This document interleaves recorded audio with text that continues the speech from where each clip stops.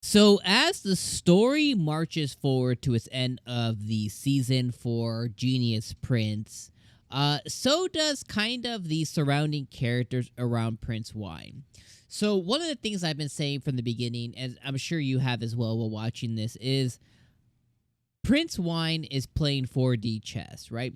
He's playing a level of chess just above all of his other competitors, all of his other competing nations, to basically not only get himself out of debt, which I can assuredly say he's already completed, but also make 𝐿𝐴TRA kind of one of the powerhouses of the kingdom of that continent, right?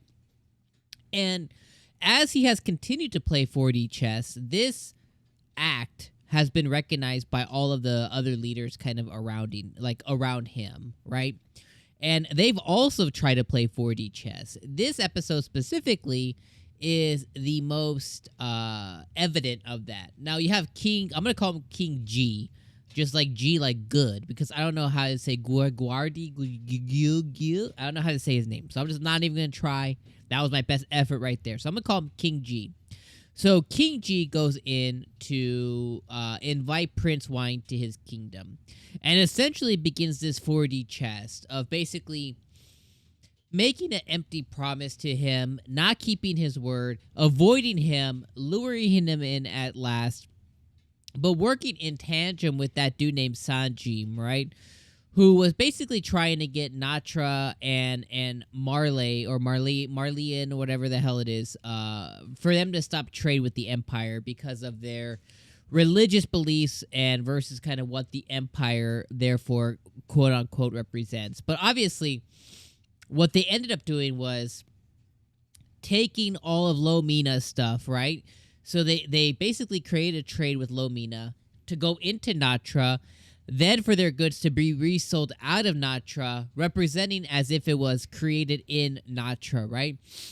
So a lot of that, it happens now, right? So there's a lot of our items here in America that gets floated through China, through Taiwan, through these other countries in Asia.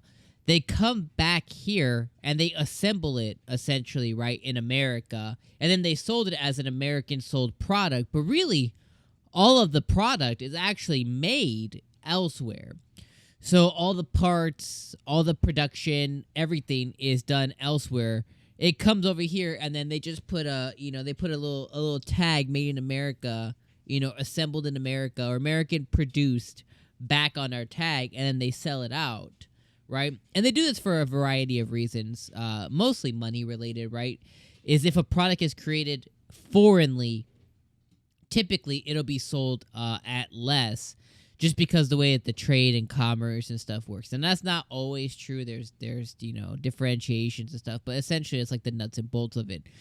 So, what Prince Wine has done has been extremely smart, but it's rubbed all the people of the religious factions wrong, because they don't want anything to do with the East in the West kind of thing, right?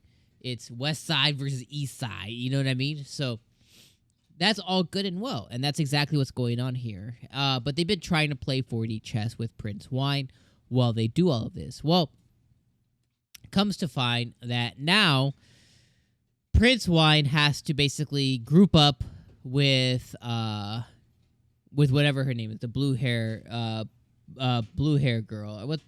What the heck is her name? Man, I really want to remember right now. Zenobia. So he has to group up with Zenobia, right? And Zenobia thinks that this is all her fault because of her discontent and her basically saying no to the other country trying to recoup their land, essentially. And she's thinking that she spurred all this, but really, 𝐿𝐴TRA is the goal here. It's not necessarily her land. It's not necessarily the Marleyans or whatever.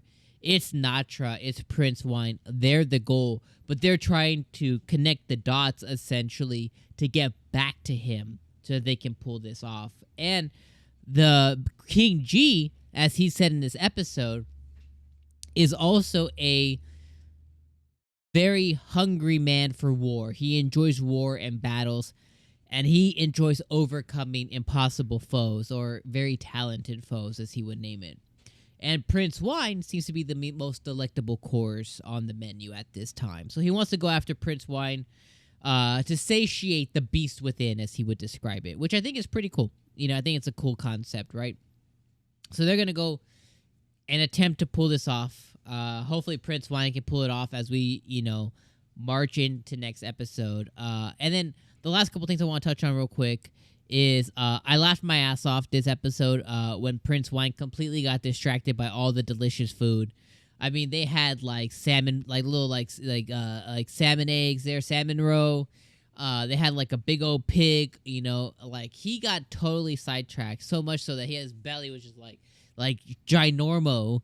And it's no wonder the king is so gigantic, because he eats so good. So I really love that. And then they introduced the daughter too, which I thought was interesting. I was like, oh no, don't tell me he's going to have to marry this daughter, or something crazy like that's going to have to happen. Thankfully, none of that happened. She just acted as she acted as a food connoisseur liaison, introducing him to all the different food there. But during that whole scene, I hella laughed during that scene, and I really, really enjoyed it. Because I was like, yo, our boy he's like, I would never let food come between me and political talks, and it totally just railed him through the side. So, love this episode. Love where it's going. Sad that it's going to be ending soon, but really love the Genius Prince. Definitely one of my favorite animes for sure this year. It continues to get really good. So, with that being said, I'm going to see y'all next week. Leave some love, leave some comments. Make sure you guys like the video before you guys dip out. Any videos on screen now, make sure you guys go check those out too if you haven't already. But my friends, I'll see you guys next week for episode number 12. Peace.